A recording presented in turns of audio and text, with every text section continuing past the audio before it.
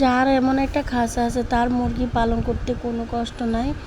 যারা খাঁচায় মুরগি পালন করেন তারা জানেন খাঁচায় মুরগি পালন করে কতটা লাভবান হওয়া যায়।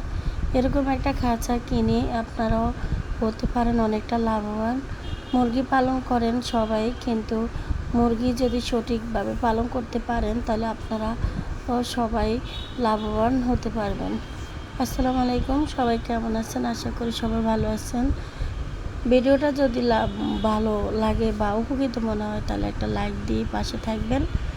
দেশি মুরগি পালন করার জন্য এখন আর বেশি একটা জায়গা লাগে না, কম জায়গায় এরকম একটা খাঁচায় মুরগি পালন করা সম্ভব যদি আপনি এরকম একটা খাঁচা কিনেন। এই খাঁচাটা আপনারা যারা বাসা বাড়িতে মুরগি পালন করতে চান কিন্তু জায়গার জন্য পারেন না, তারাও যদি এরকম একটা খাঁচা কিনে পালন করেন তাহলে আপনারা অনেকগুলো মুরগি এটাতে পালন করতে পারবেন।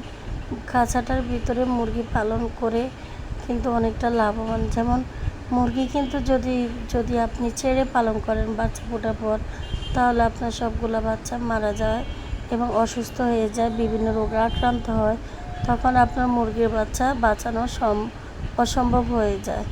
আর যদি আপনারা মুরগি ছেড়ে না দিয়ে এরকম একটা খাঁচা আনি বারিন্দায় বসায় দেন, নয়তোবা আপনার ছোট্ট একটু জায়গার ভিতরে আপনারা এটা বসায় রাখেন, তার ভিতরে মুরগির বাচ্চা ফুটলে আপনারা এটার ভিতরে পালন করতে পারবেন কম হলেও 3 থেকে 4 মাস পর্যন্ত। 3 থেকে 4 মাস পর্যন্ত এই খাঁচায় মুরগি পালন করা খুবই ইজি ব্যাপার। মুরগিকে আপনারা খাঁচার ভিতরে খাবার দিতে পারবেন, আর মুরগির ময়লা যে বিষটা থাকে ওটা কিন্তু খাঁচার নিচে দিয়ে পড়ে যাবে। খাঁচাটা যেখানে রাখবেন সেটা উঁচু করে দিলে নিচে ময়লাগুলো পড়ার ব্যবস্থা আছে। মুরগি যদি আপনারা এইভাবে খাঁচা পালন করেন আপনাদের একটা মুরগিও মারা যাবে না, সবগুলো মুরগি সুস্থ থাকবে।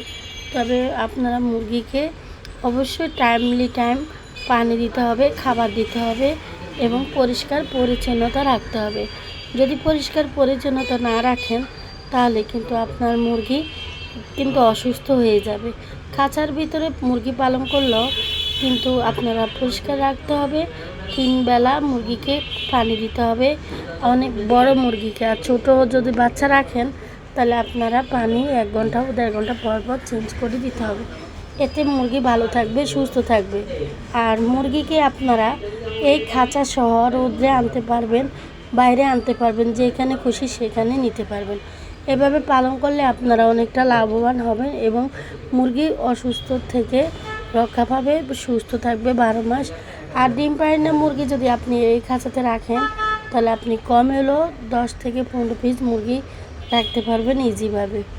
এই খাঁচাটা আপনারা কিনে মুরগি পালন করেন, দেখবেন আপনাদের অনেক লাভ হবে এবং মুরগি মারা যাবে না। মুরগি পালন করলে হয় না, মুরগি পালনের সিস্টেমগুলো জানতে হয়।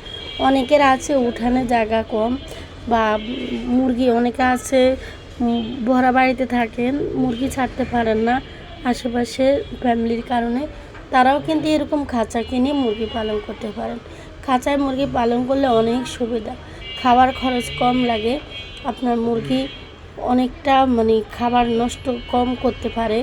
আর এমনিতে মুরগি অনেক খাবার নষ্ট করে সব জায়গায়, কিন্তু খাঁচায় দেখা গেছে মুরগিকে খাবার দিলেন, ওই খাবারটা আপনার খাবার শেষ হয়ে গেলে যে খাবারটা রয়ে যাবে সেগুলো আবার একটু খাবার আপনি দেরি করে দিলে ওই খাবারটা খেয়ে নেবে।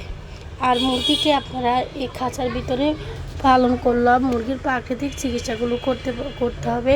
আর যদি প্রাকৃতিক চিকিৎসা না করেন তাহলে আপনারা মুরগিকে ভ্যাকসিন করতে হবে। ভ্যাকসিন ছাড়া, প্রাকৃতিক চিকিৎসা ছাড়া মুরগির বাচ্চা কখনো সুস্থ থাকে না এবং বড় মুরগিও সুস্থ থাকবে না। আমরা প্রাকৃতিকভাবে পালন করি, যার কারণে আমরা মুরগিকে ভ্যাকসিন করতে হয় না। আর প্রাকৃতিক চিকিৎসাগুলো যদি না করতাম তাহলে কিন্তু আমাদের ভ্যাকসিনটা করতে হতো। আপনাদের কাছে একটা অনুরোধ, আপনারা মুরগির বাচ্চার 5 দিন থেকে আপনারা ভ্যাকসিনগুলো করা শুরু করবেন। এতে আপনার মুরগি পালন করে লাভবান হতে পারবেন, মুরগি সুস্থ থাকবে, ভালো থাকবে, দ্রুত বড় হবে। আর মুরগিকে আপনারা বাচ্চা মুরগি যদি খাঁচার ভিতরে পালেন তাহলে স্টার্টার ফিডটা দিতে হবে। আর এই পিঠের গুণাগুণটা কিন্তু অনেক বেশি, এই ফিডটা খাওয়ালে আপনার মুরগির বাচ্চার গ্রোথ ভালো থাকবে, মুরগি দ্রুত বড় হবে, মুরগির বাচ্চা সুস্থ থাকবে 12 মাস। আর মুরগিকে আপনারা 1 মাস বয়স হয়ে গেলে বাচ্চার, তখন আপনারা জিঙ্কটা দিবেন। জিঙ্ক খাওয়ালে মুরগির বাচ্চার মুখে রুচি বাড়বে এবং মুরগির ওজন বৃদ্ধি পাবে এবং ক্যালসিয়ামের অভাব পূর্ণ হবে। মুরগিকে বেশি বেশি খাঁচায় পানি দিবেন। তো আজকের ভিডিওতে আমি আলোচনা করছি খাঁচায় মুরগি পালন করে কতটা লাভবান হওয়া যায়। তো আজকের ভিডিওটা এখানেই শেষ করছি। আসসালামু আলাইকুম।